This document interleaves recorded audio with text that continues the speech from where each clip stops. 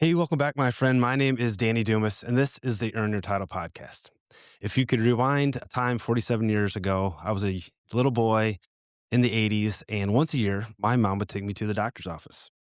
And as a little boy, I would always have a question. Mom, am I getting shots today? And she would say, I don't know. Well, we're going to talk to Dr. Dinger. That was my pediatrician.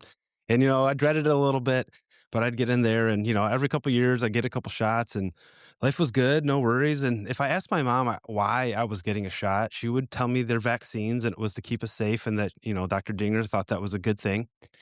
But as you fast forward time, the vaccine debate or the argument changed a little bit. My mom 100% believed that her pediatrician knew what was best.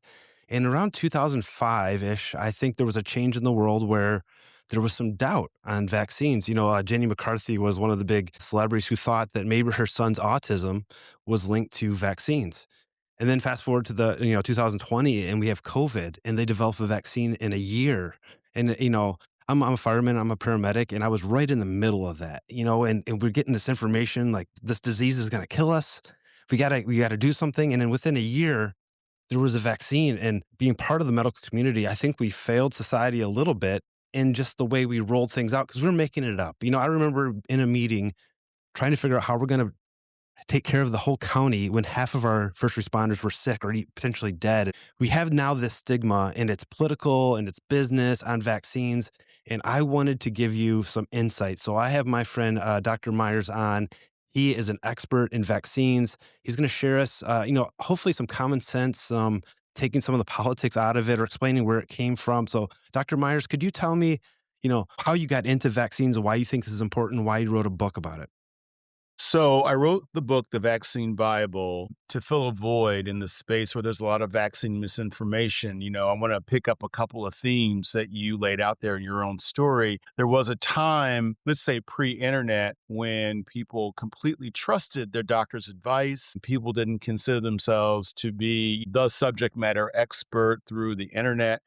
And what's happening now is that people have a lot, maybe a little bit of knowledge, and then they expand upon that. We have been using vaccines in this country, in this world, since the 1980s, almost 100 years. And there is a lot of confusion and misinformation. And so I wrote the book to fill a space as a doctor, as a medical leader, as a physician, as a father, to basically reassure everyone all is well, everything is okay, and we need to understand a little bit more about like what's inside that little vial so that people have a sense of trust once more. So that's why I wrote the book.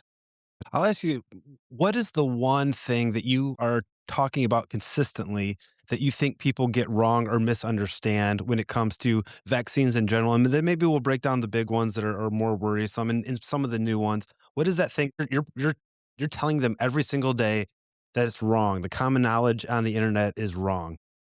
Vaccines are safe. They are safe. They are effective. Again, picking up on the story that you gave, for instance, the measles vaccine, there is no demonstrated connection between the measles vaccine and autism. So there are a lot of myths. So the thing I want people to hear and to understand is that vaccines are safe and effective. They are highly licensed. The demonstration of the safety is actually through the licensing experience of the Food and Drug Administration. So that's the main thing I want people to take away. Everything is fine. Vaccines are a safe technology that we have been using for almost 100 years, in the United States. Well, let me push back with you a little bit. Let's talk COVID. COVID came out within a year. We had a vaccine. How was that 11 possible? months it was Yeah, developed. I mean, Yes. which being a medical practitioner, it was amazing to see that.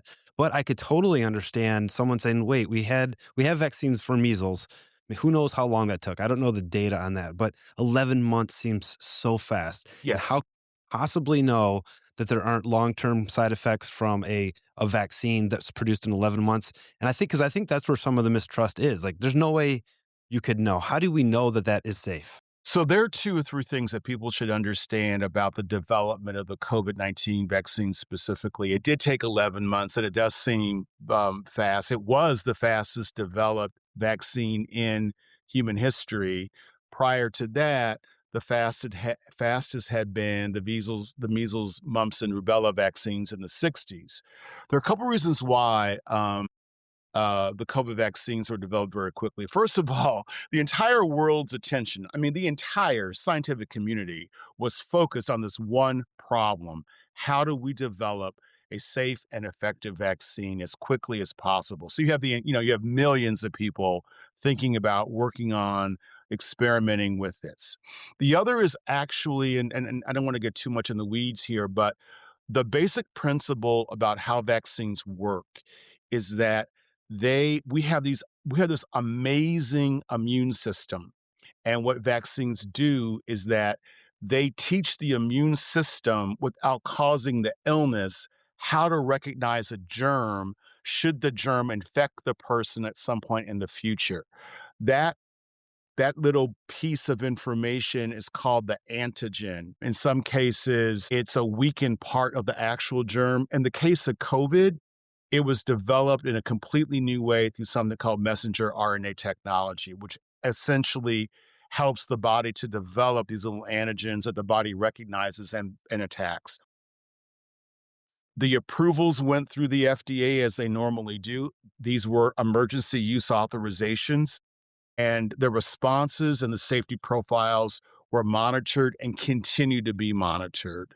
But what was enough at the time of the emergency use authorization was a demonstration that these vaccines, these mRNA vaccines, were effective at stopping people from dying and going on to develop the serious complications of COVID-19. So I know it does seem very quick, but it came at a time when the technology was available, when the world's focus was on this particular solution for this, and that's why we have what we have today in the COVID-19 vaccines.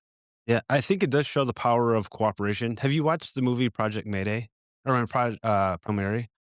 I've heard about it. Yes, So yes, Earth is going to die in 30 years if we don't right, solve an issue, and so they dump all the resources and they figure out basically light speed travel inside of a couple years. And right, while that's obviously fictional, that's what happened, right? The world said we have to fix this problem, right, and dump as much. It was a blank check from the nation, from the world, right. fix the To problem. get it done.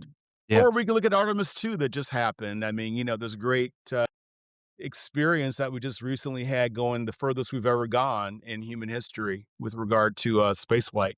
Yeah, I think that's amazing. Could you speak to, not this isn't a vaccine specific, but it's healthcare in general. Hmm. During COVID, we got messages. It's deadly. It's not airborne. It is airborne. Masks are effective. Masks are not effective. And then where did it split from being medical to political and governmental, where it was you could eat at a restaurant with your mask off, but when you stood up and walked out, you had to wear your mask on. Where did we mess up on that? Because I think we have some responsibility as medical people that I don't know if we messed up is the right word, but that's where I think the criticism of the medical community came in. Why do you think that happened? I think it happened because, you're speaking to how poor the messaging was. We didn't know. I mean, we were in the process of learning the dance steps as the dance was happening, right? So if you think about this for a moment, SARS-CoV-2 was the third coronavirus epidemic to hit the world, right? There was SARS-CoV-1, which basically was limited to China, and then that's like in the year, 2000. And then we had something called MERS, the Middle Eastern Respiratory Syndrome, which was pretty much confined to just to Saudi Arabia. And then we had the second SARS-CoV virus, which was the third coronavirus to happen in, just this recent night, in 2020, 2019.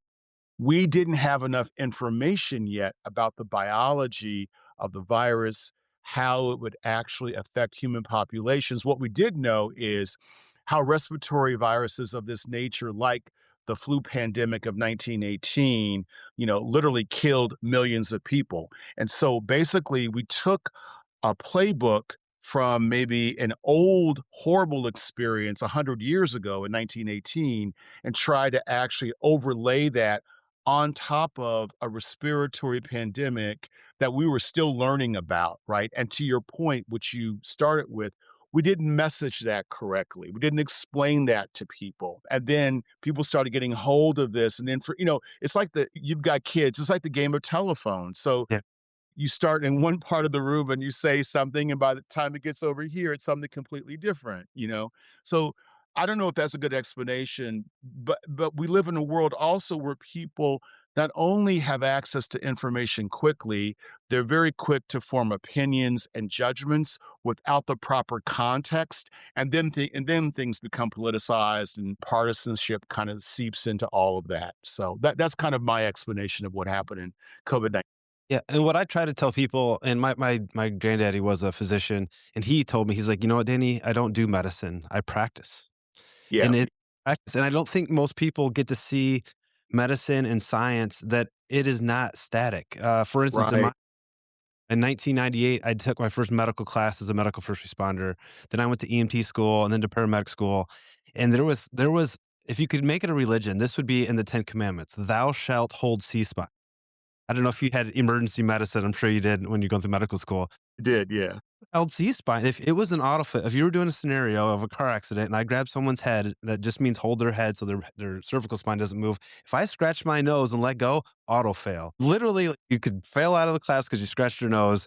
And then I get into the field and I start practicing and I'm like, C spine. And then I see some of the guys are okay with people moving, and then I put an old person on a backboard and I felt bad because they were uncomfortable. Fast forward 10 years now, we don't do it at all. I mean, we put a cervical collar on and we get them to stand up and move. Science happened. They had a study. The study was restudied over and over and over, and they couldn't find any case where somebody had benefited from having their head locked down and strapped to a backboard. That is medicine. We just did that in under a microscope. Mhm. People don't understand that. I don't want to say doctors and scientists are making it up, but they're coming up with an idea, they're experimenting, and then you want them to change, right? What has changed in the ideas behind vaccines and vaccine timing and how much and how little and when you should get it from when you started versus today? I think in the availability of the number of vaccines, but one of the things that people should understand about science in general is science isn't perfect. The whole point of the scientific process is to come up with questions that are tested and then to have results that are replicated objectively, right?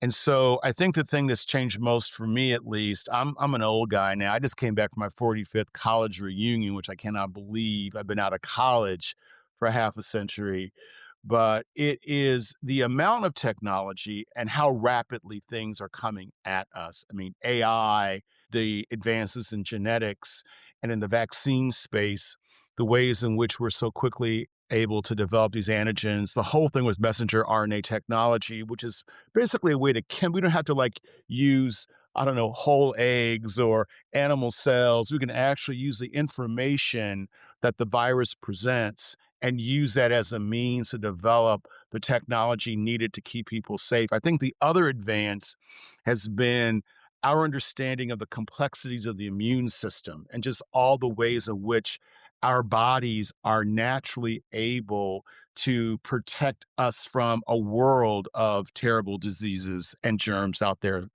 that we're exposed to all the time. Yeah. Are there any things on the horizon that you're really worried about? I know there's some is coming back. I'm on our hazmat team and I took a CBRN class, chemical, biological, radio, and nuclear emergencies, and we had an Ebola case that we discussed. Freaked me out. Man, I don't want Ebola. That seems like a bad one. What's out in the future that you're kind of keeping an eye on that you're a little worried about? Yeah, I'm worried. I mean, I'm worried about a number of things. I mean, first, I'm worried that we're going to have a repeat performance on the pandemic. And I don't want this to be political, but we as a country have not set ourselves up for success in a response to something like another emergency outbreak. We don't have the right resources, experts, technical assistance in place. And with respect to, bird flu, another coronavirus, something epidemiologists call disease X, any of these things are possible because of the ways in which our world is connected, because of international travel, because of the nature of these germs. I mean, their whole their whole bent is to learn as much about us and to find novel ways to trick our immune systems. And so we need to be constantly like vigilant about these germs. And I just don't think that we have the right surveillance systems. I'll give one example, which is this is kind of freaky. All right. So, smallpox as a disease, big problem, probably for all of human history, completely eliminated 1980 smallpox. No more smallpox. We don't even vaccinate for smallpox. And we only maintain smallpox virus in two places on planet Earth, these little laboratories in Russia and one at the CDC in Atlanta. They're supposed to be inspected every 2 years by an independent group from the World Health Organization, by the way, that we withdrew from in January 2025. I'm not even sure these inspections are going on. And to speak to the danger of that, just a few years ago, in a closet someplace, there were a bunch of smallpox samples that people found that weren't necessarily inventoried correctly. So these are the kinds of things that keep me up at night because we have no immunity to smallpox. The evidence of that was the mpox or monkeypox outbreak that occurred just a few years ago because we lacked any immunity to this pox virus. So we live in a world of germs. We live in a world where pandemic outbreaks are possible, and we need to be vigilant, and we aren't. We just are not prepared at this particular point in the United States or in the world to respond to understand, and to ensure that we'll be safe. And so that's what really concerns me and worries me. It's interesting. My wife's from South America, and she's got the mark on her shoulder because Yes, from the she's vaccinated. smallpox. Yeah, right. And my kids wouldn't have it. And something that's interesting, I have some friends that their children are not vaccinated. And I think when that initially started happening, it was actually very safe for them because there was herd immunity. Immunity. Right. But also, the world has changed. Where like I didn't leave the country. I should say I didn't leave North America. I went to Canada. I'm from Michigan. That's like 45 minutes away until I was 21 or 22. Now, like my kids have traveled to multiple different countries, and that is more relevant. I think that's happening more and more. Do you see there's a danger where the herd immunity is going away? That's not going to protect us from that. That's the exact reason why we're in the middle right now of a measles outbreak, which started and continued again in January 2025. Herd immunity, or the protection that's afforded to people that don't have immunity from a prior infection or vaccination. And for something like measles virus, you need to have 95% of the community protected. And what's going on in places like Utah, South Carolina, Florida, Texas is that this virus, which is one of the most contagious viruses, known to humankind, essentially, if you lack immunity, and you're in a room where this virus hangs out for like 3 hours in the air, you're 90% likely to be infected with the measles virus. The worry right now is that these vaccination rates are dropping to such a degree that the protection afforded by herd immunity is lost, and that's why people are getting sick. So it's a real challenge, a real issue. These obviously sound like things to be concerned about, and you have written literally it's the Bible of vaccines, right? I have. Yeah. Why should we believe you? What is your background? What is your history? What data do I have that this guy, Dr. Myers, and I will say for those of you who are listening, when I Googled his first name is Michael Myers, but there's a T in there and I didn't put the T. And when I typed in Michael Myers, obviously the guy with the hockey mask came up. He doesn't look like a serial killer. I'm looking at him. So Dr. Myers, why should we believe you? What data do you have that says, hey, I think I know a little bit about this? So I'm a doctor. I went to Johns Hopkins University, where I just said I came back from my 45th reunion. I went to Harvard Medical School. I've trained at Harvard Hospital, spent my entire career working either in primary care or leading medical groups and working with busy physicians. And I'm a dad, right? And so I wrote the book and I came into this space to correct the kind of misinformation that is very common. And I wanted to basically calm everyone down. Everything is okay. We have been the measles vaccine. We've been using it since 1963. Before that time, 500 people a year died of measles. 3 to 4 million people contracted this disease. This is a terrible illness. You do not want to get measles if you can avoid it. So I think people should believe me because I'm coming at this as a physician, as a scientist, as a father, as a concerned citizen, and as a person who's observed kind of what is going on right now in our culture. And I'm a nerd, and I raised my hand and said, you know what, Mike, you're the guy. And I know I'm not, the hockey mask guy, and I'm not the actor from Canada. I'm just a basic doc, primary care physician who's trying to do the right thing and give information to people so they can have conversations with their pediatricians and their family physicians and their healthcare professionals. You can have an opinion, but have an informed opinion and have some information and some context. And that's why I wrote the Vaccine Bible. Let's go to that common sense part. What conversations do you want the dad that's listening to this to have with his spouse and maybe his doctor to feel comfortable that what they're saying is not driven by anything other than wanting to help their kids? Because I think there are some people that like doctors are just they're bought by big pharma. Now you have a business background as well, right? I do. Yes. You have an MBA, right? I have an MBA. Yes. Are you, don't cross your fingers. Are you being, paid by Big Pharma right now to promote this? No, I'm retired. Yeah.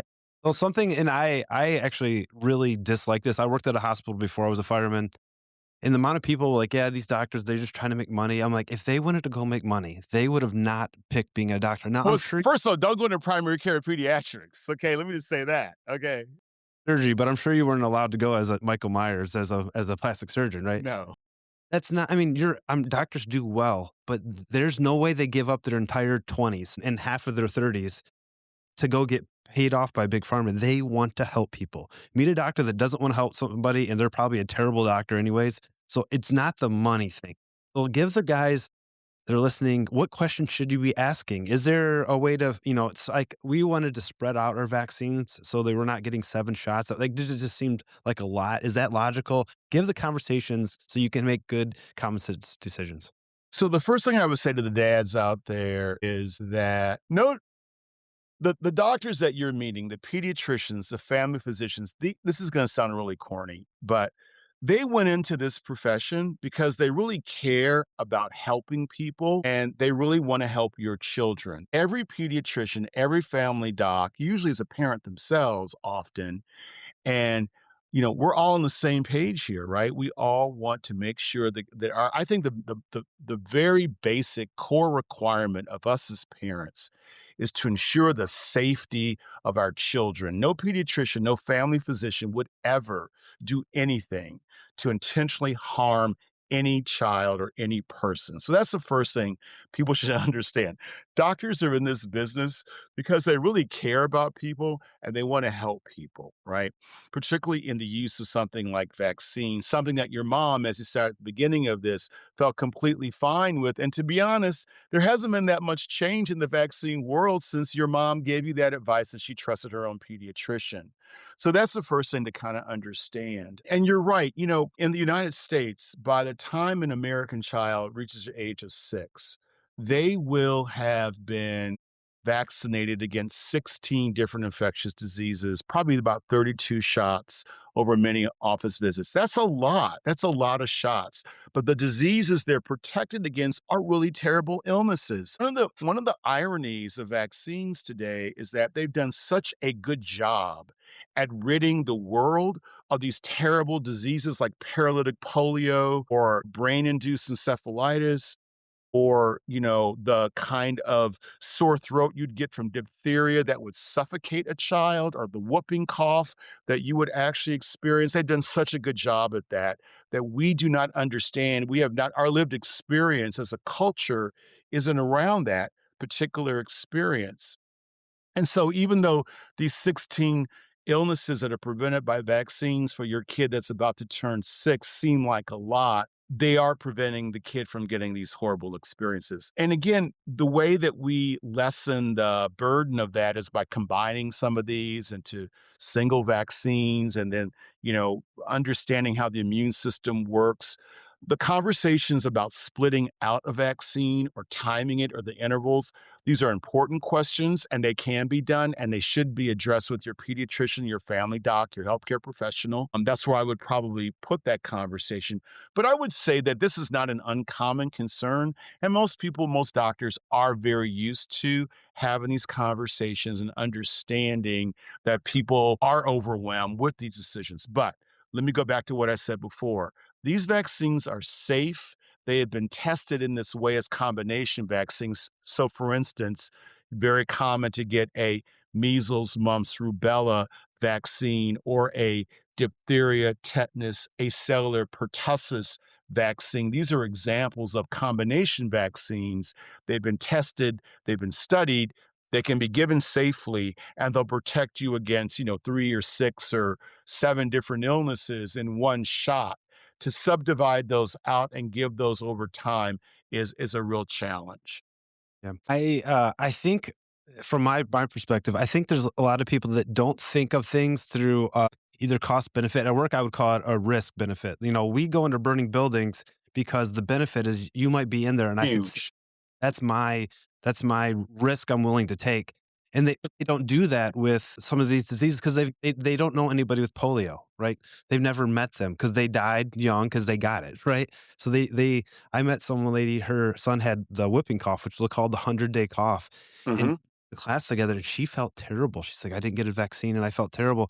They don't do or like what could you speak to what the risks are? Because I think anytime you put something in your body, it's not the number's not zero, right? What would be some of the risks and how do we mitigate that? Like I always laugh when I see someone driving with a mask on in their car by themselves, which is fine, right? They're mitigating a risk of getting something. But if you're not wearing a helmet, you're not mitigating the right risk because the odds of you getting a car crash are much higher than you getting a disease in your own car by your so, like, what are some of the risks that are maybe legitimate or possible or we've heard of, and then how do we mitigate against that? So let's stay with measles as an example, since we're in the middle of a measles outbreak and it's ongoing right now. And what you're speaking to is what is the risk of getting a vaccine versus having the disease? Because essentially, if you either get a vaccine or you have and survive the illness itself, you'll become immune to that particular germ in the future.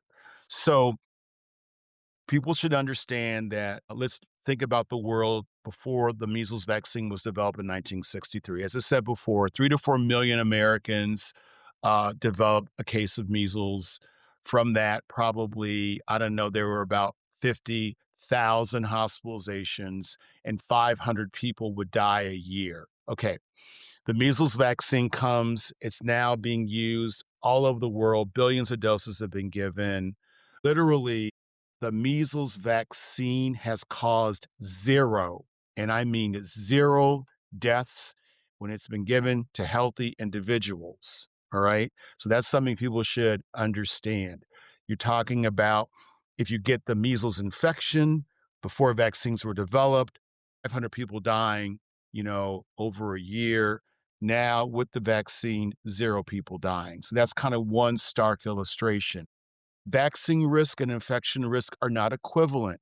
Measles is not a benign illness. It can cause pneumonia, brain encephalitis, leave you with permanent deafness, lead to intellectual disability, and 1 out of 1,000 cases of measles result in death. In the current outbreak, we have right now over 4,000 cases. 3 people have died, last year. Nearly 500 have been hospitalized, and 98% of all these people affected in the current outbreak do not have either vaccination protection or any immunity from a prior infection. So that is one thing to really keep in mind is that it is the risk of the infection often is much greater than any risk associated with the vaccine itself. Yeah, I do think that's really important, and that takes out the emotion, it takes out the Mhm. takes out the just, "All right, we're gonna make a decision. What is worse?" And I think we're good at humans of doing that if we can actually do the when I and I hate to say research because that never Well, means it's what a it risk assessment. Yeah, yeah, you're just what's the worst thing that could happen if my kids get smallpox? Well, right. they could Like Right. what, I guess we're not vaccinating for that, but we might have to, right? Is there, is there new vaccines that are coming out that you're excited about? Like I saw one for potential pancreatic cancer. There's a potential new vaccine. Like, what's the future of vaccines looking like? Yeah, so I would say this in a couple ways. We do have right now 2 FDA approved vaccines that actually are given to people to prevent cancer. That's the hepatitis B vaccine. It's actually the first vaccine that you get as a human. You get it in the hospital as a newborn. You get a hepatitis B vaccine that protects you against liver cancer in the future.